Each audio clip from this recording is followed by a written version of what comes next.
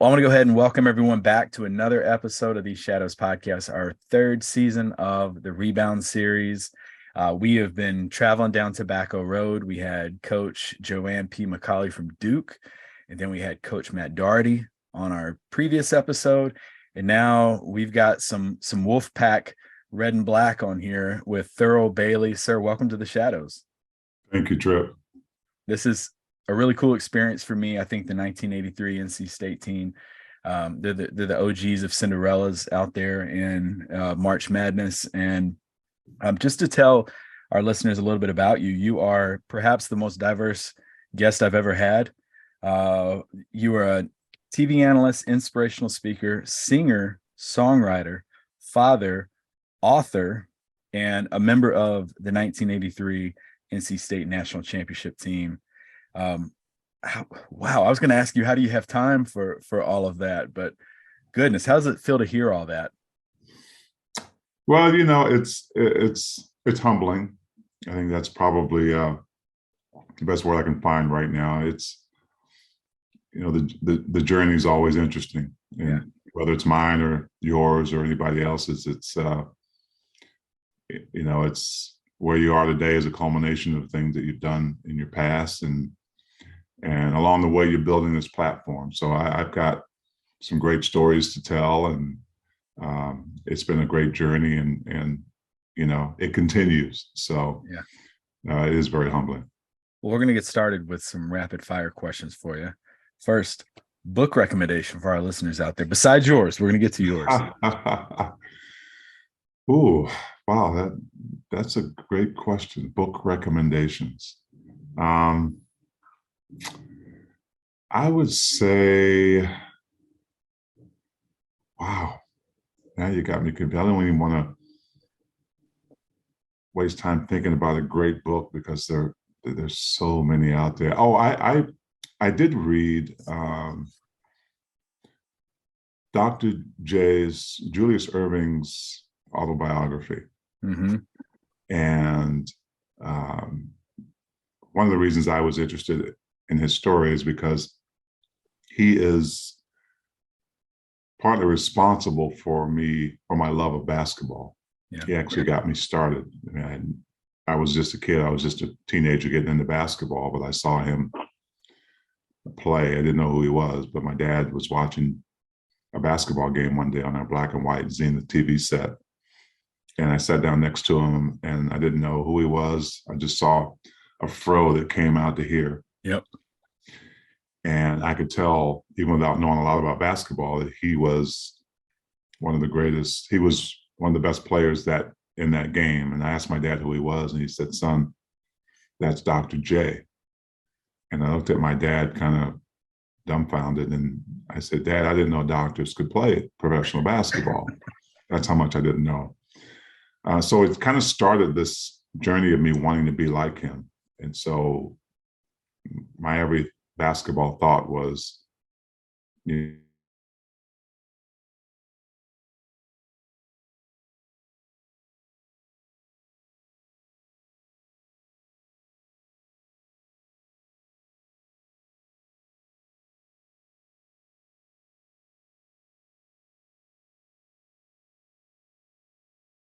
think it froze up on your end. It's one of the most greatest moments of my life to be able to shake his hand at midcourt, knowing that was the guy who kind of got me started. And so I read his book, and I actually had him on my podcast that I had a couple of years ago. And so it's a great book. It's a great book about history, Black history in basketball, about him growing up and visiting his cousins in the Jim Crow South, and the things about racism that were really new to him based on where he grew up. So I really recommend reading Julius Erving's book. I think the internet had cut out there for a second. Did you tell about when you met him when you first joined the NBA? Yeah, when I that was a full circle moment for me, because I had idolized him throughout my whole young career in college, and the night I played against him, I walked out on the court, and he reached his hand out to shake mine and said, "Congratulations, son, and on a great college season. Welcome to the NBA." And Wow. That actually was the greatest moment of my NBA career. I know it sounds weird, but to meet the guy who I idolized for that long, I think he proceeded to score 47 points on me that night, but it Welcome was to the well worth NBA. it. Well worth it. All right, next question for you. And that was a great answer. Most underrated NC State player. Most underrated NC State player of any time, of Yep. any. I say the most underrated was probably Ernie Myers. Ernie Myers showed that as a freshman when Derek Whittenburg got hurt, that that he belonged. I mean, he stepped up and did some great things, and he was an amazing guard, great handles, great ability to score at his pace. So we basically got to see a highlight of what Ernie Myers could become, and I think even then, he stepped into a role of one of our leaders in Derek Whittenburg, but I'm not ever sure we got to see the best of Ernie Myers. Right. And partly because of the timing. We had 3 seniors on that team. One of those was basically in his position. So I would say, from my knowledge and from that year, I think it was exciting to see him step up like that. But I don't think we ever got to see the best of him because I think, there was so much focus on that year and the seniors. But Ernie Myers was truly, truly a really good player then, and he was transitioning to a great player. I think, to me, he was the most underrated. Okay. Best player you ever played against in college? Best player I ever played against in college? Wow, that's a lot of them. And that was a stacked ACC at that time, too. Yeah, and I know people are thinking, well, didn't you play against Michael Jordan in North Carolina? I did, but he wasn't the best player then.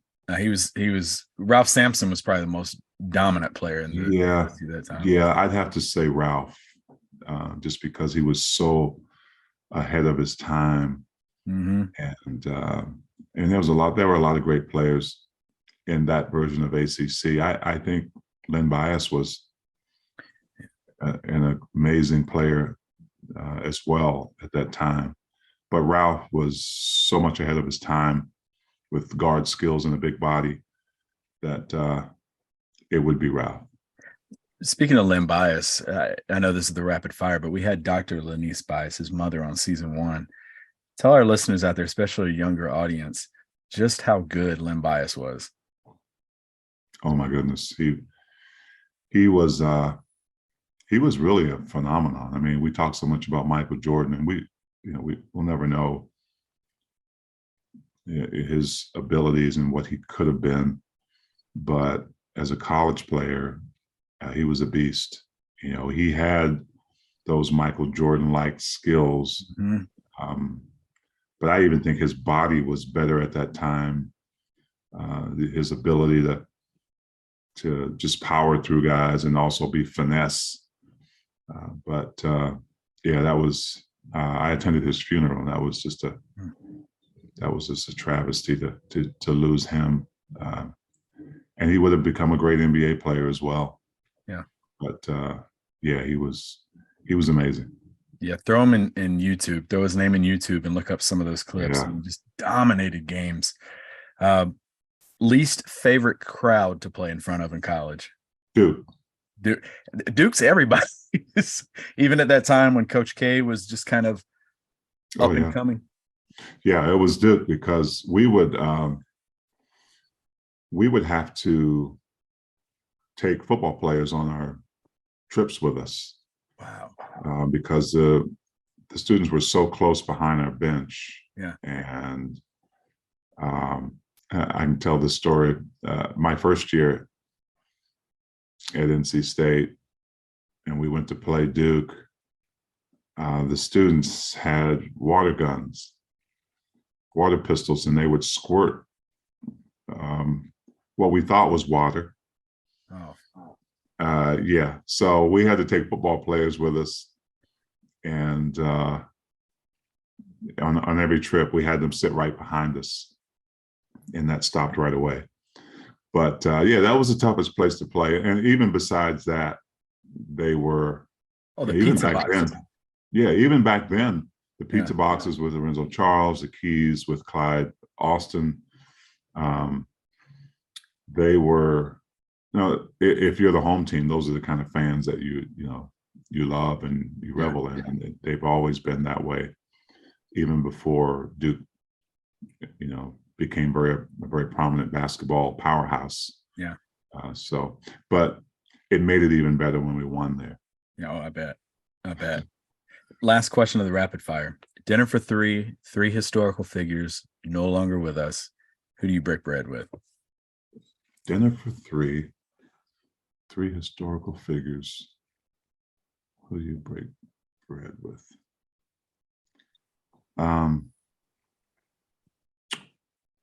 Dr. King.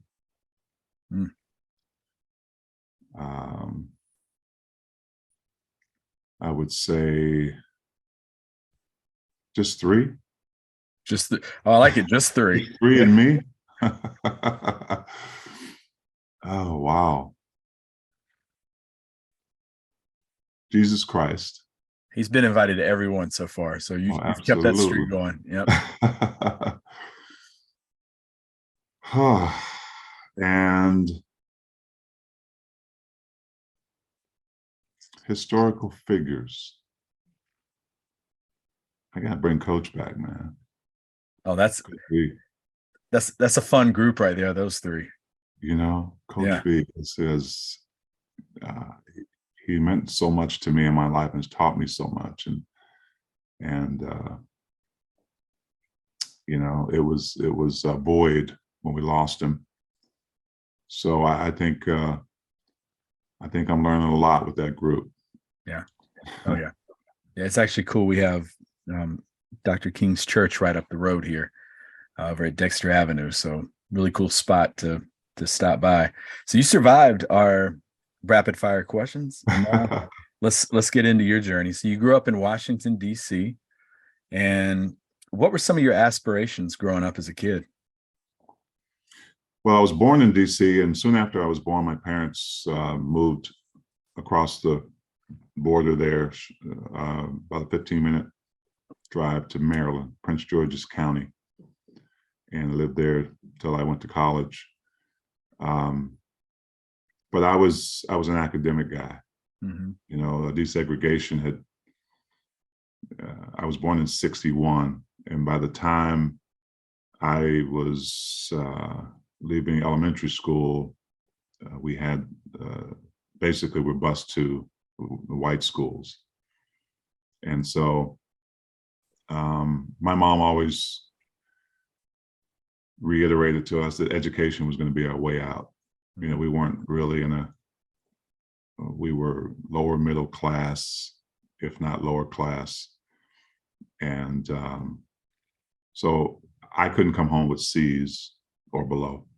My mom said, I don't raise average kids, and C is average. So I don't want to see average grades or below on your report card. So that was instilled in me and us kids all our lives. So education was paramount and priority.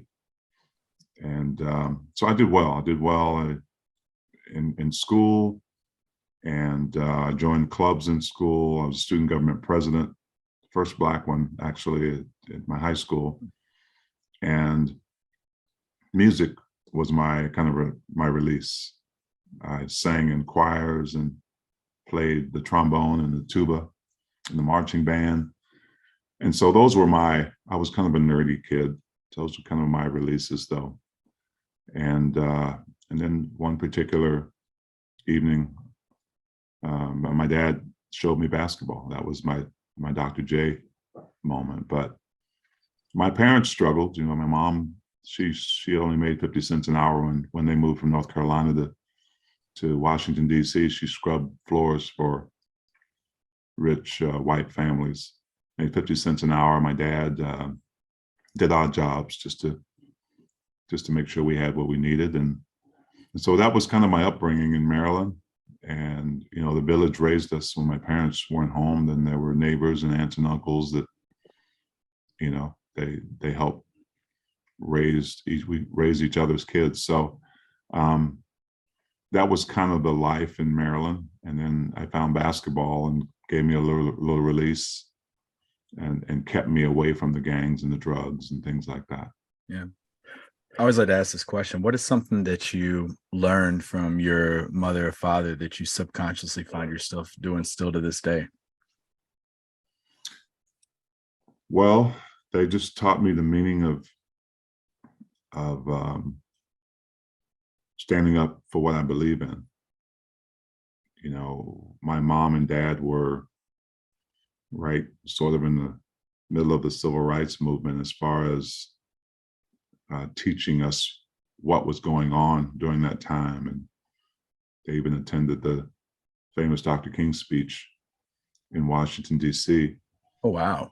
And came home and just talked to us about, how to treat people and how to continue to fight and stand up for what you believe in. But they never came home angry. I think the biggest thing I learned, especially from my mom, was the most precious asset that we all have is time. Time is very precious, and you don't want to spend time wasting it. But she said, always give it. Always give of your time, even at some of the most inconvenient moments at some point in your life.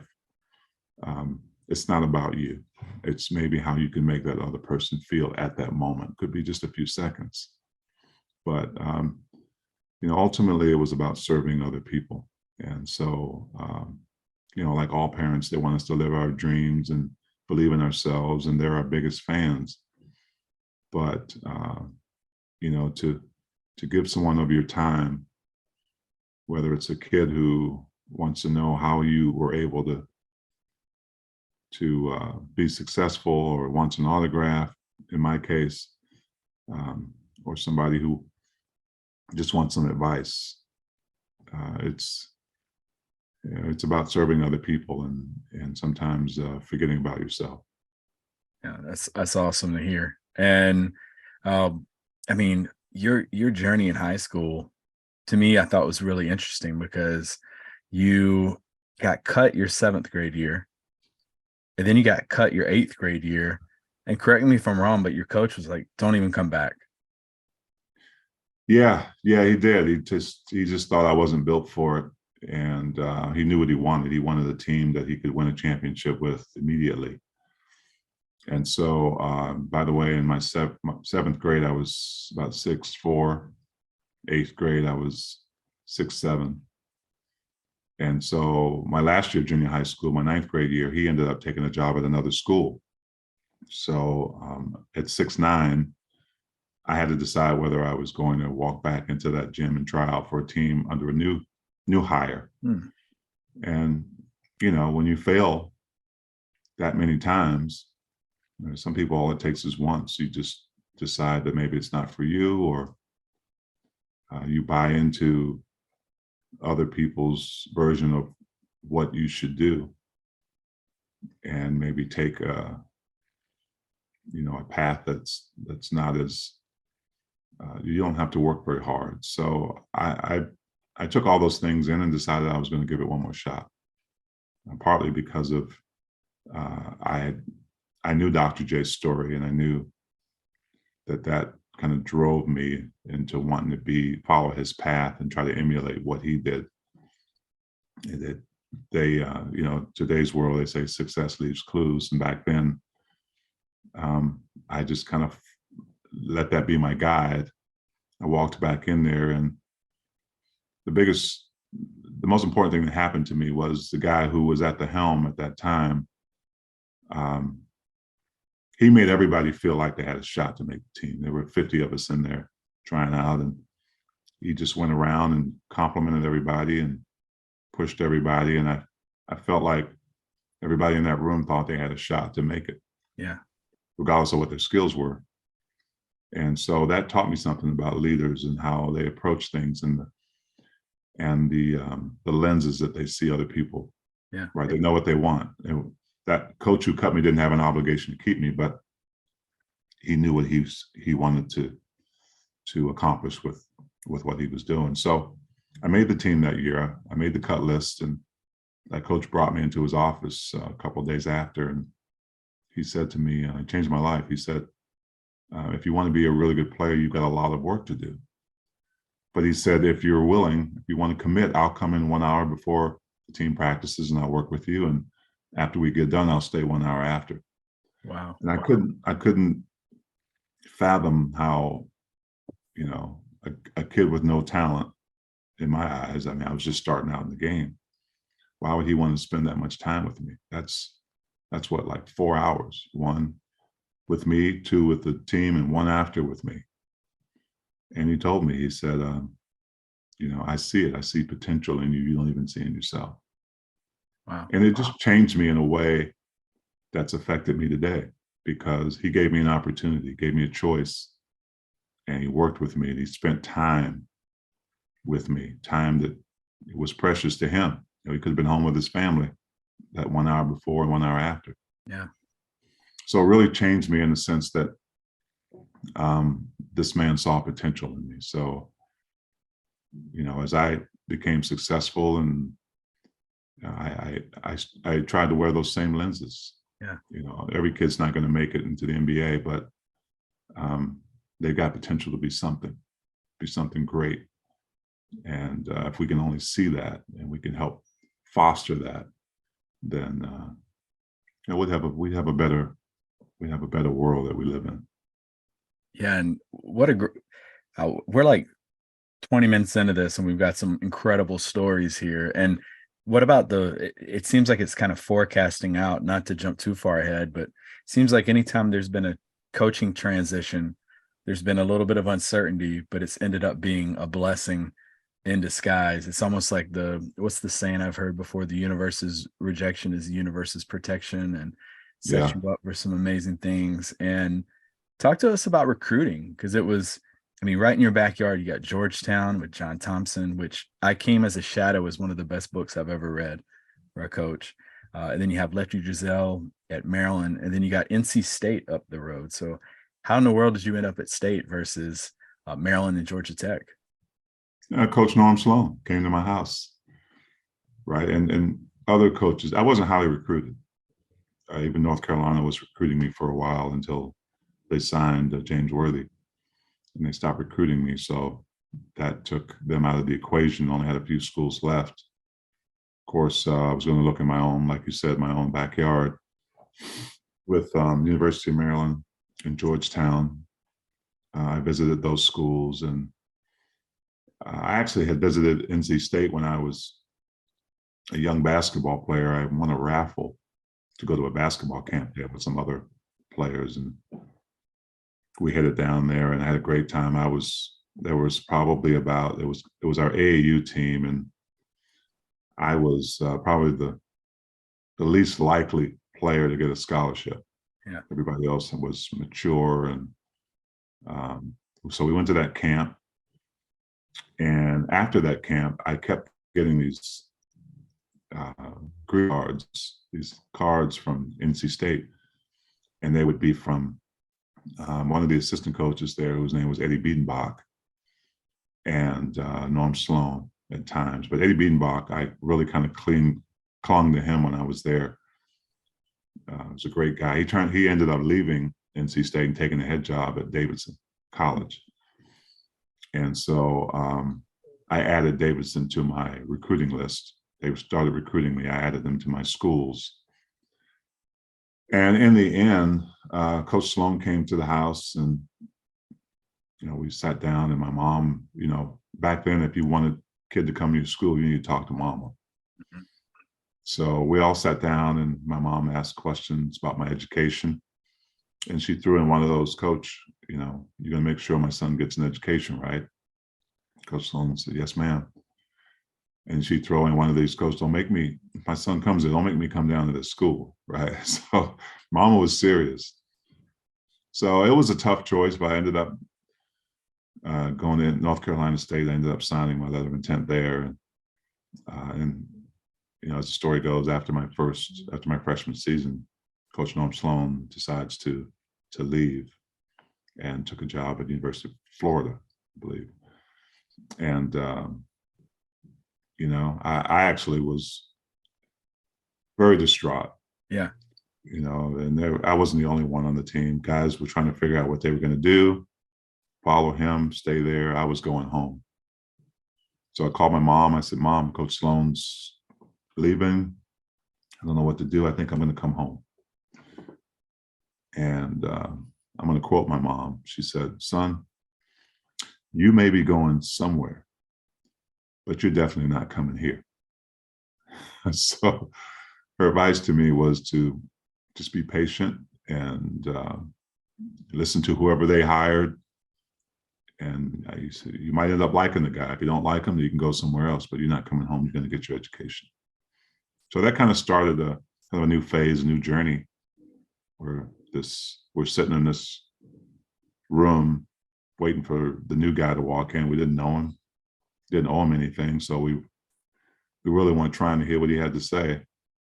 You got these young kids. So he walks in and introduces himself as Jim Valvano.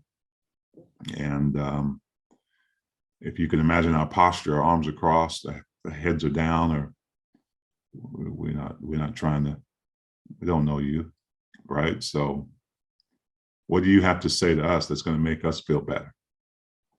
And Trip, the first thing that came out of his mouth was, "I know that I'm going to win a national championship." He said it just like that, which, to me was kind of selfish, right? I know I'm going to win a national championship. So, when you say something like that, it's kind of a shock factor. So we all kind of look up. And then he basically goes into this spiel about him dreaming about a championship. He knows it's going to happen soon. And if we decide to take the journey with him, then he knows we can get there. And that was really the beginning of that magical journey. He had to earn trust, and he didn't get it right away. And so there were things that were so unorthodox that we did with him. This kind of I call it trust training. Where we come into the gym and we spend 2 hours just cutting down nets and pretending like we won a national championship. And so this is how we got to know Jim Valvano. And when Norm Sloan left, he didn't have a contract, correct? No, he did not. Crazy to think. And it was one of those things where you're like, okay, well, he's gone. So, and he didn't ask any of us to come with him. That was the thing. And so there were a couple of guys. I think Sydney was thinking about going with him, and he told Sydney, "No, I want you to stay here. You committed to NC State, and I want you to, to stay committed to him." So, it was the new coach, Coach V, was, he was. There was a possibility he could lose most of his team that year. How do you think it would have been different if there would have been the transfer portal? Oh my. That was, it's crazy to look at that now and see how that has just become a norm. But back then in that era, coach leaving, that could trigger something like that. But in that era, that's how rivalries were created. Guys stayed. The really great players stayed for at least 3 years. Oh yeah. And a lot of them 4 years. So there wasn't any and even though you knew there were other players coming behind you and players who have great talent, you stayed to fight for your job. Yeah. Right. You stayed there to compete. And look, it's that landscape is very different today. Oh yeah. And you're seeing it more now, but it's due to NIL deals. They're sticking around because they don't need to That's right. leave like they would. And uh, Coach Valvano, I'm always so curious. I remember back in early 2000s, I was working front desk at a YMCA, and I read a book on him, and I was just mesmerized. And I'd already, memorized the SB speech, and reading some of his stories. I mean, even what you said about cutting down the nets, that cognitive behavior of, it's very unique way of doing it. It's getting you to practice. But to skip ahead in the story, uh, what was it? How did the story go about when it was time to cut down the nets in Albuquerque? Yeah, well, it was again another full circle moment where when you practice something so much and you imagine it and you plan for it and you have some luck along the way, the stars have to align, but our belief was that we create our own luck because we stuck together in the more difficult times. And you find yourself in a national championship against one of the greatest teams, college teams ever put together. I mean, that Houston Bisalama Jam team was intimidating. Yeah, it was like an NBA team masquerading as college players almost, right? So, it's interesting because I saw when I fell to my knees when Lorenzo Charles dunked it in, I remember distinctly being helped up, and I looked over the fans who were helping me up, and all I saw in that moment was all Houston fans and how they were lying on the floor and banging on the floor and crying, and Olajuwon was looking for the bus. And in that moment, I was thinking, wow, it's the other side of this. I'm so glad I'm on this end of it, and for a moment, even kind of felt I did in a way, even through the euphoria, like somebody had to lose this. And I remember when the NCAA folks came over and they had the scissors, and instead of taking those scissors, Coach B had his own. And it was just an amazing moment that kind of culminated that moment into what we had gone through. And we felt like we belonged, though. We felt like we had been there. Whether it was a subconscious thing or not, we gravitated towards what we wanted. And I think that's it doesn't happen to everybody in everything, but I think that's some a real ingredient of being successful. I mean, if you can't see it and dream about it and understand that it's going to take more than just you to get there, it's a collective feeling. That's a powerful thing that really transformed into one of the greatest journeys, I think, in sports of all time. And the crazy part of that story was 81, y'all are 14-13, 82, 22-10, a lot more competitive that year, but UNC wins a national title right down the road. And then y'all come back in 83, y'all ranked. And this is, folks, I can't stress enough, ACC was stacked at that time. But that NC State team was riddled with injuries, off-court issues, didn't go into the ACC tournament with a ton of momentum. You get into the ACC tournament, and the question that I'm always curious about, because y'all eked out a 1-point win against Wake, you beat Carolina in overtime, and then you beat an awesome team. Y'all beat 2 top 5 teams in the matter of 2 days. When was it where y'all felt like, all right, we're starting to get a little bit of momentum going here? Well, I think as far as strength of schedule that year, we had one of the toughest, if not the toughest schedule in the country. You played Louisville too, Final Four. Louisville, I think we played Wichita State, and I believe it was that year. I mean, it was, Virginia was always ranked up there. We played them a couple of times. North Carolina. I mean, it was just a tough schedule. And that question gets asked a lot. When was it? Was it a game or a moment or a time?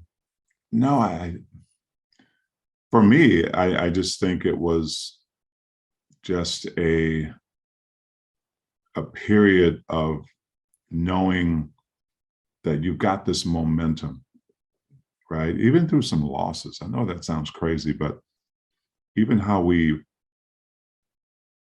responded and reacted to Witt's foot injury against Virginia, that first game against Virginia, and how we were able to witness the growth and maturity of Ernie Myers and Lorenzo Charles and Cozell McQueen. They stepped into a place that was different for them, but they came through. And we lost some tough games, but we got Derek back at the right moment. He came back against Virginia, of all teams. We ended up losing that game as well. But there was a point where it just started to click that now we've got something special. It took Derek's injury to get us to a point where other guys, understood what their worth was. And when Derek came back and he adjusted to us, we were that much better as a team. So I think our understanding that we may not make this tournament if we don't win the ACC tournament, I think that was probably the truth of it. And y'all were healthy at that point too. We were healthy. Yeah. And we had 16 wins, I think. And we didn't think that was going to get us there. Yeah. Even with the strength of schedule. So at that point, we were pretty good. Sense of urgency. Yeah. And we were just good. And it wasn't just the players. I mean, Coach V, he took a lot of risks, right, as a coach. And, when you intentionally foul people, that wasn't happening at that time. It's brilliant, though, against Houston. It's brilliant if it works. Yeah. Right? Well, it did against Carolina, too, I think, in the ACC. It did. Yeah, it did against it did against Pepperdine, Yep. And so to have a coach like that, now you talk about leadership, to have a coach who knows that in order to be successful, you've got to take some risks. When do you take them? Who do you take them with? Right? Dane Suttle for Pepperdine was right 80, close to 90% free throw shooter.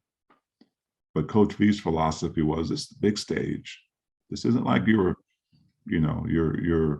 conference games. You're on a big stage. And I think the odds of him at least missing one of these shots is great. I mean, he was that calculatory. The guy was just amazing. So I don't think he gets enough credit as an X's and O's guy. No, he doesn't. He doesn't, but we knew how good he was. But before I get into the championship, we always hear about his charisma. We know about the character of Jim Valvano. I mean, he is just, oh my gosh, charisma off the charts. And the inspirational leader, you talked about that. But what is something that our listeners probably don't know about him that really sticks out to you? I don't know if they don't. I think Jimmy V was an open book. Yeah, he put himself out there. Yeah. Yeah, I think he was. And, with us, he was very personable. He didn't really hide anything. You got what you got. And it was just, I don't think he hid anything. And sometimes there are things you don't know about people and behind closed doors or in meetings, private meetings. But I can tell you that he was honest. He was forthright, and he wanted you to succeed. He really, really did. And he was a teacher. He was a philosopher. He was a brother. He was a friend. He was all those things when it was really unusual to be that in that league. I mean, it was kind of a club, and he wasn't really accepted when he first got there. And I'm not sure he ever totally was, but he was a real deal. Same question about your parents. What is something that you find yourself here in 2023 doing that you're like, that's Coach right there? Yeah. It may sound cliche-ish, but the never give up thing is part of my brand and who I am and what I teach, whether it's corporate or AAU or youth or troubled kids, try to get them to envision what they want. What is it they want to achieve? If they don't have a passion, they need to find one. And so those things are timeless. They're evergreen.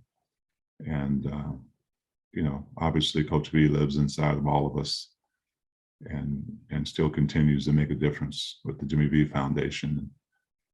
I sincerely thought he was going to beat it. I thought the guy could beat anything. And those are the things that have made me me, along with all the other great leaders in my life. Well, his legacy is still really strong as we are 40 years.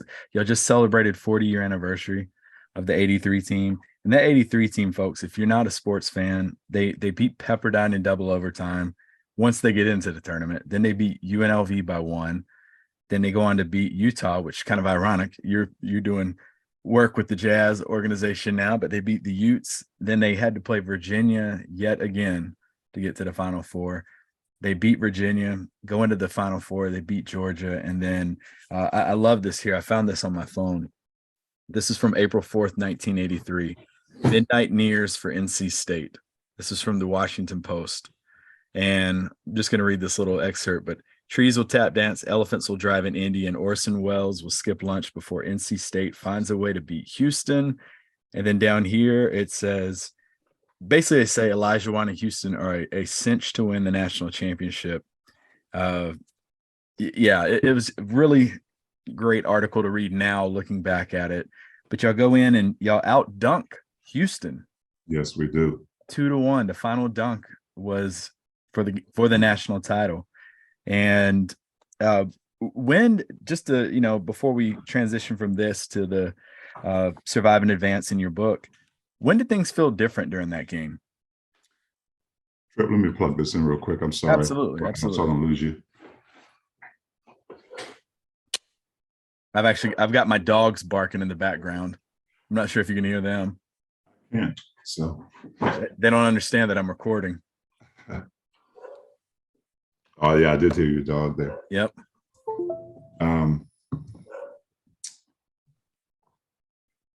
So ask me that again. Yeah. When in that game, because y'all came in huge underdogs, and this is a really good story for average listener out there. Came in as underdogs, but when did you feel like, all right, we might actually win this thing? Not just we have a chance, but we might actually win. I don't know if we came to we might actually win this thing until somewhere in the final game. But I can honestly say for me that the most difficult game wasn't the one against Houston. It was the one against Pepperdine. It was that very first one when we went to Corvallis and we're playing a very good Pepperdine team. And just some weird things happen, right? I mean, I think Sydney fouls out of the game. We're down. I can't remember how many points, but crazy comeback. Yeah, it was a crazy, crazy comeback. And and as we listened to the game later, because I think it was on delay or something, but Sydney fouled out of the game, and the announcers were saying, well, this is Sydney Lowe's last college game, and NC State had a great run of it. And so it's just amazing how things happen. We finally come back and we win that game. And I think after that game, we knew that something special was brewing here, right?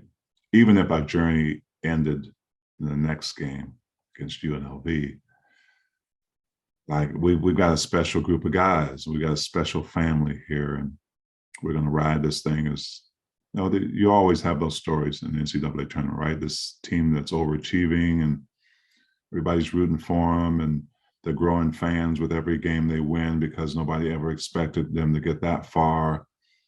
And normally they don't. They come up short because talent, wins over. After the UNLV game, there was kind of a strong every game, right? It was green at UNLV. coming out basically saying that I had never showed him anything, so he wasn't worried about me. So that's kind of the ammunition I needed and we needed. We win that game in amazing fashion, kind of poetic justice in a way. So I think in answer to your question, I think we felt confident with each win because we were garnishing fans from everywhere, not just NC State. I mean, the letters that came in from people who didn't even know who we were in the beginning. We were just this Destiny's Darling team that people were gravitating towards because of something in their life that we related to. You know, we didn't understand that as just young college kids, but we were starting to get it, that it was more than just about us and a game and a mascot and a school. It was really all over the nation. It was something that was snowballing into this guy. We're representing something a lot larger than what we think. And so when we got to the championship game, we were at that point, there was no fear. We were confident. We belonged there. We earned it. Yeah. And Coach V was still himself, right? He was talking to the press saying, you know, we might not shoot the ball till Wednesday. Basically saying there's no shot clock. So if we get a lead, we're going to hold it. And didn't tell us any different until that day of the game when we were about to run out there on the court. Came storming in and basically said, guys, are you freaking kidding me? We're going to run with these guys. We're going to run. We're going to go play our game and we're going to win. Like, you know, and we were hyped up, man. So, you know, that was how we wanted to play. And so we were going to do what Coach V said, but if he wanted us to hold it with the lead, we were going to do it. But man, when he came in there and he just kind of like took all that away from us, all that worry, and lifted that weight off our shoulders to go play. Just go play. And I'm not sure, you know, after watching the Houston-Louisville game in the semifinals, of course, that would take you back a little bit and say, we got our hands full. Yeah, we come this far, but those are men, right? But we still had, I mean, we knew who we were. Yeah. There was no shaking us, and what a great story it would be. What a great inspirational motivator Coach Valvano was. And, you know, tell listeners about the Survive and Advance series, and then also your book, Team of Destiny, and where can they get a copy? Well, you know, Survive and Advance, the 30 for 30 documentary was an amazing depiction of the entire journey. And I have to give Derek Wittenberg credit because, you know, he was one of the executive producers, one of the brainchilds of putting it together. But you still have to find the right people who can tell the story the right way. And so just the way that it was produced, with some of the difficulties with Lorenzo's death in the beginning and the funeral, and actually starting with the final game, the dunk, and then going back and telling the story of the journey of the team, and then the story of Jimmy V. Just well done. And everybody that I talked to that has seen it, I think it was actually the first 2-hour one that they produced. Even if they didn't know a lot about our team or weren't into sports, they got something out of it. Something that gave them something. So millions of people know the story, they know the journey, they know the game that kind of, you know, capsulized the whole thing. But in writing the book, a lot of people didn't really know the characters, right? The individuals. What was Ernie Myers like before he came to NC State and was a part of that illustrious team? What was Thurl Bailey like? What was his upbringing like? What happened to George McClain? I know, did you know George McClain almost died? And so I decided that I wanted to interview each and individual player and get their own personal stories, because as much as Sydney and I and Derek were seniors on that team and leaders, a lot of the press and the Sports Illustrated cover kind of centered around us and Jimmy V.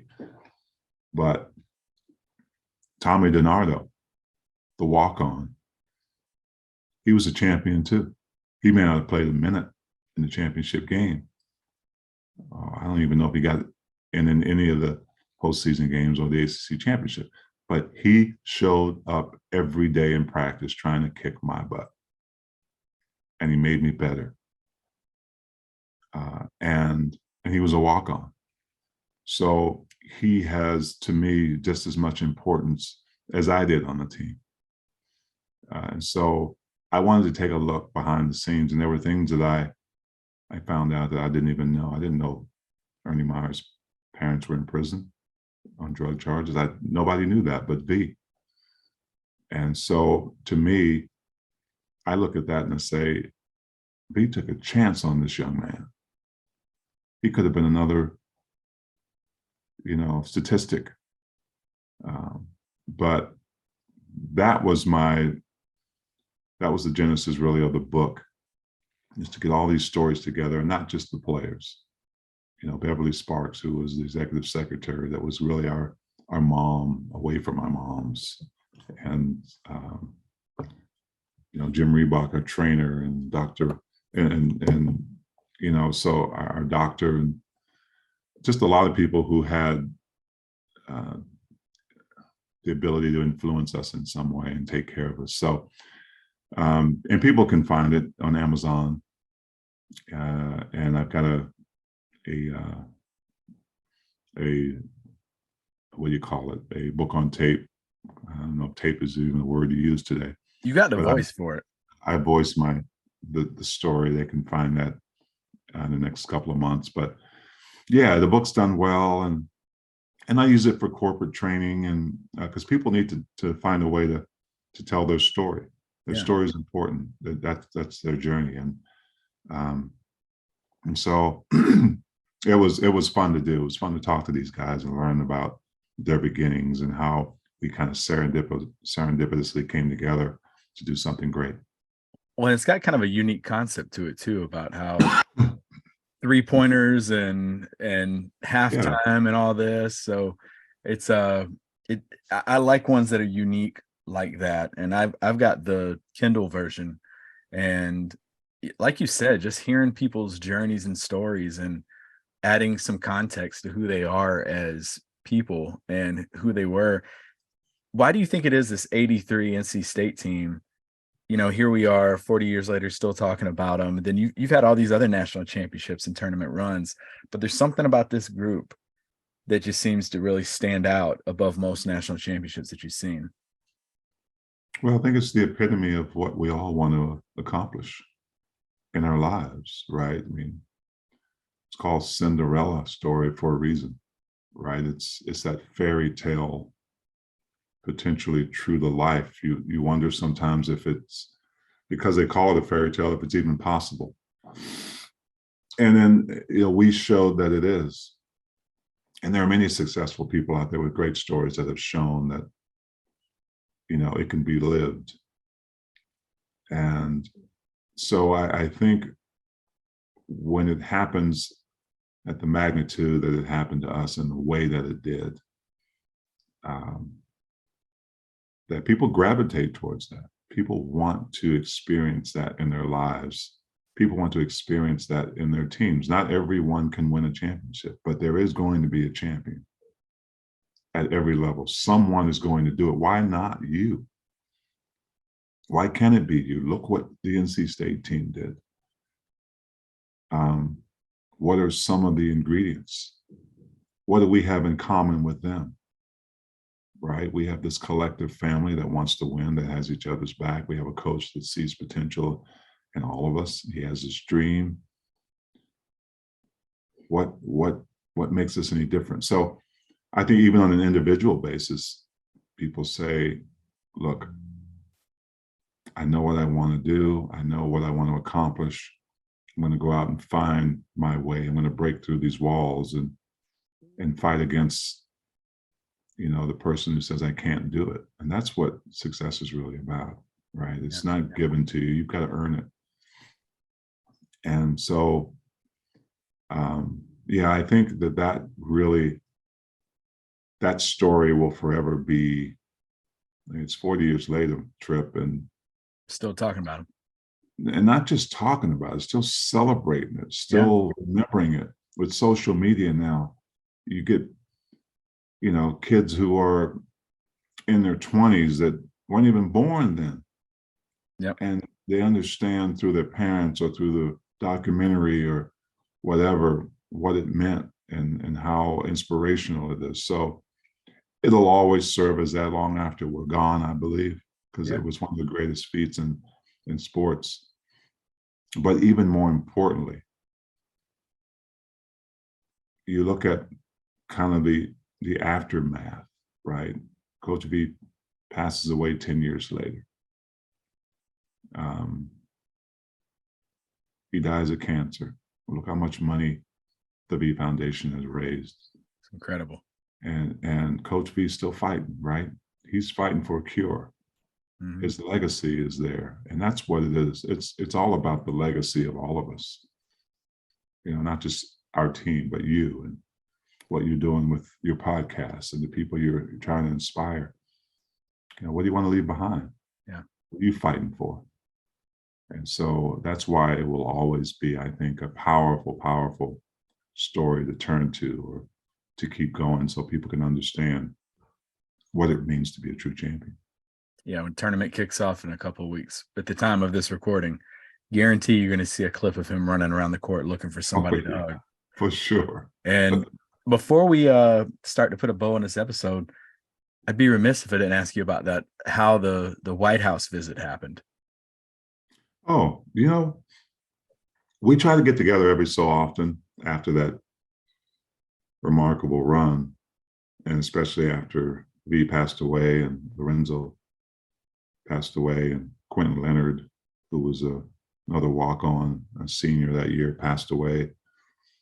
Coach Ed McClain.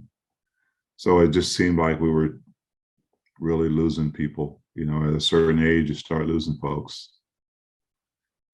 And so we decided that we better try to see each other, whether it was virtually or get together every so often.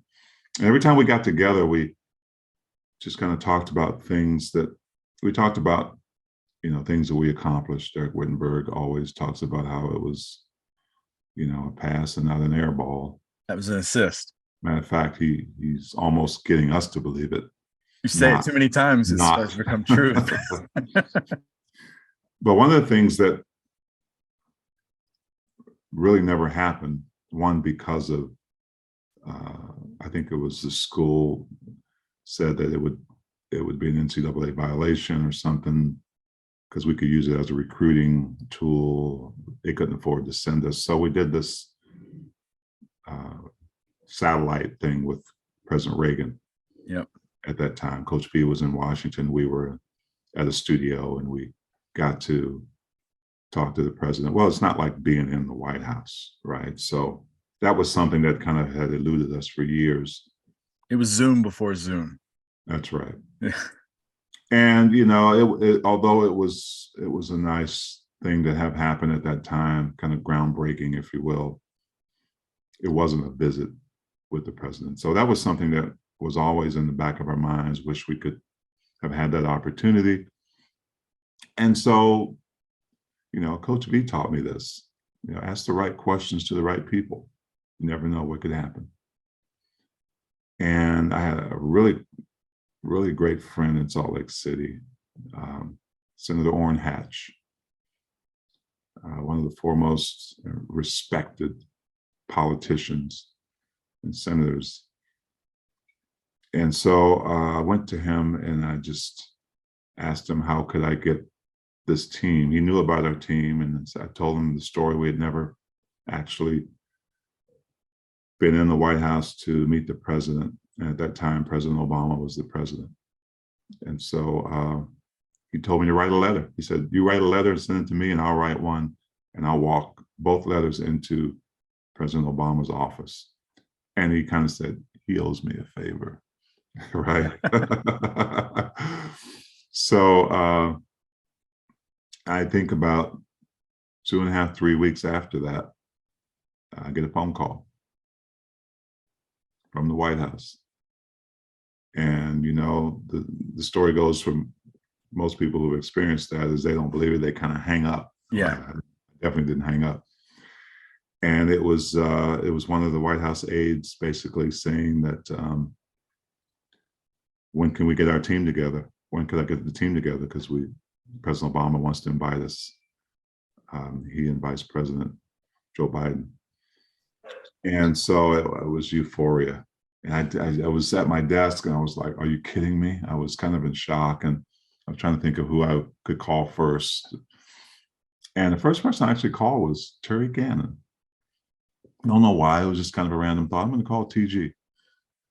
And TG was just so excited. He was just, he was almost as excited as I was.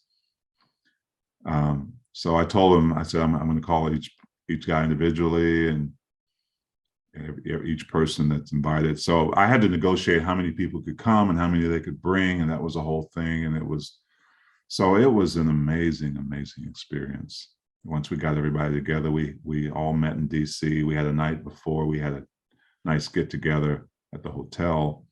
And then we would walk down, just a couple of blocks from the White House, went through that experience. And I actually brought my wife, and I had a son who was on his church mission in Washington, DC at the time. I was able to get him to go as well. And it was one of the most incredible things that happened to any of us. And, you know, I thought it was special that it was President Barack Obama in office at that time, you know, first Black president. And so it was a special time for us to be able to do it. And I'm glad I could play a part in bringing that whole thing together. And you have the letter in the book. I do. Which is really cool to see. Can you imagine, not just him with social media, but imagine Jimmy V, not just with an Instagram or a Twitter account, but imagine him standing in front of President Obama having that conversation. I know. How entertaining would that be? Yeah. Folks, if you're listening out there, you want to find some entertaining stuff, just YouTube any Jimmy V speech. He will get you, like he says, laugh, crying, thinking. I think his one with Letterman is just absolutely hilarious about what was it? Pig picking? Where he talks about pig picking. So definitely go check it out. And just to kind of, you know, to put a bow on this episode, you ended up getting drafted in the 83 draft, 7th overall. Crazy, from being cut in for 7th and 8th grade to being the number 7 pick overall. And Coach Valvano said to Utah, don't think of Thurl as just a player, but as a person who will be good for the team and the community. So I know it's got to feel good to every time you hear that he's definitely looking out for you and seeing you as the person you are. And you went on to make a huge impact for that organization. First playoff appearance in franchise history in 84. And then understanding your role, you know, you started coming off the bench. Guy Karl Malone, he had a pretty good career.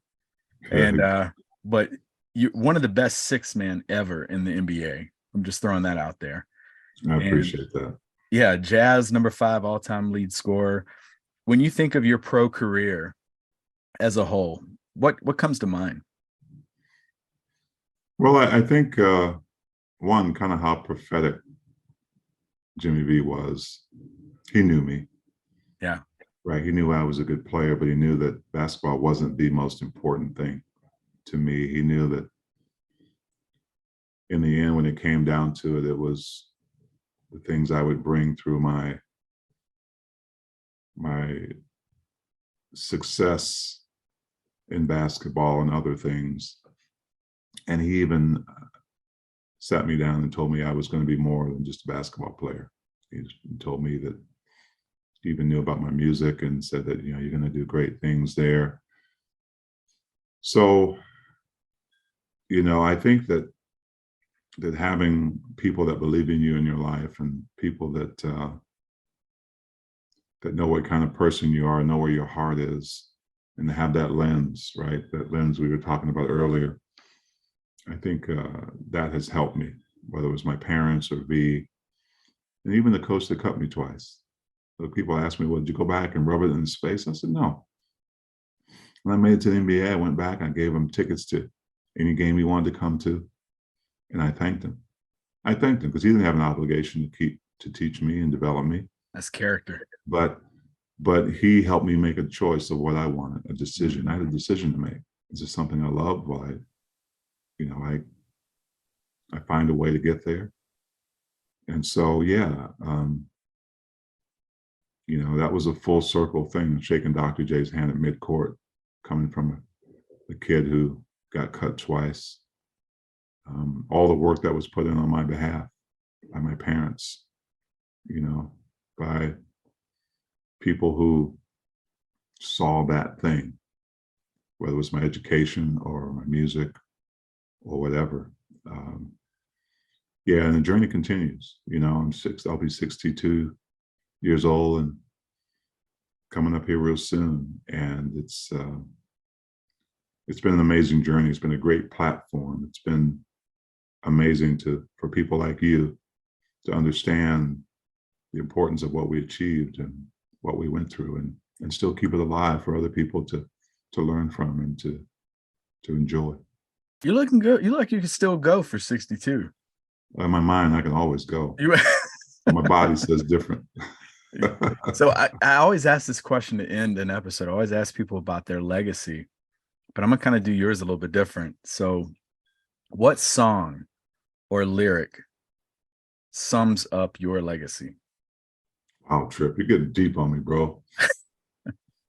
What song or trip or what song sums up? Oh man,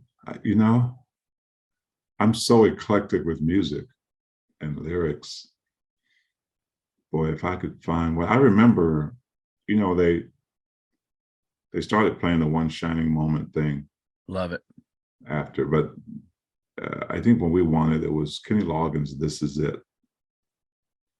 Yeah, it's back when they had like Phil Collins or Kenny Loggins. Yeah. Ours was "This Is It," and it was Kenny Loggins. Make no mistake where you are. This is it. The waiting is over.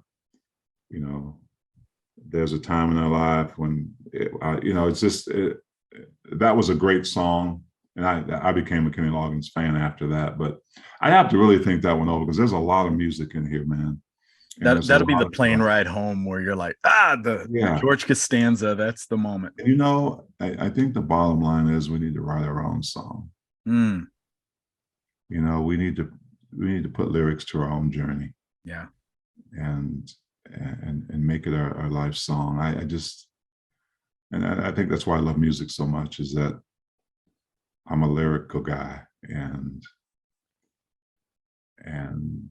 words are so powerful, right? There's so much out there that inspires us. But I'm going to think about that one. I'm going to think if there's one song that kind of encapsulates this thing that I've gone through, this journey. Yeah. I'm not sure there is, but it's amazing. Yeah. Maybe that's why I'll name the song. It's amazing. But this is it, man. We this thing that we accomplished together came from so many different places for each of us. And for that, what seemed like that 4 years, which seemed like a small blip in time, culminated into something that we're still talking about, and I still love it. Yeah. Incredible journey, incredible story, not just yours, but that 83 NC State team, and then anything Jimmy V. You could sit here and talk all day about, and I would love to see him with a podcast. That would have been something. Oh, what final comments do you have for our listeners out there? Well, we've covered a lot of ground, Trip. Um, I would just say that my both my parents have passed away in the last 5, 6 years, and I think as a parent, all you hope for is that your kids go on and do great things and continue to fight what they believe in and fight for what they believe in and make a difference. I think our society, our world has just gotten so crazy now with mental health issues to uh, you know racial issues, and it seems like sometimes we're taking a step back instead of forward. But I do believe that each individual person can make an impact, right? Can really make an impact, and just that purpose part. What's your purpose? I think all of us have that, and should have that in common, is to serve other people. Yeah. And service is a powerful thing. You can do it in a lot of ways. You can do it with kindness. You can do it with volunteering. You can do it with what you're doing. You're serving folks.